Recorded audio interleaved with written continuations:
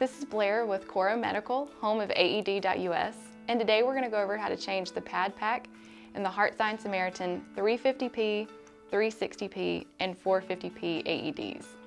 To prepare for an emergency, you want to keep the Pad-Pak inserted in the AED at all times. The Pad-Pak is a pad battery combination that has a 4-year expiration. The expiration date is located on the outside of the pack in blue. You're going to change the Pad-Pak at the time of expiration or if you use the AED.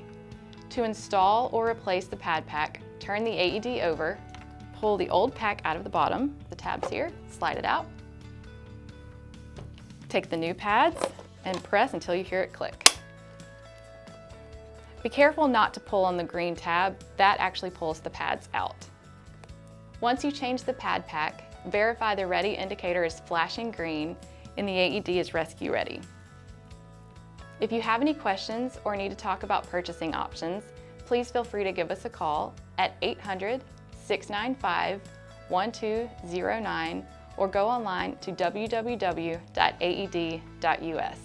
Thanks for watching.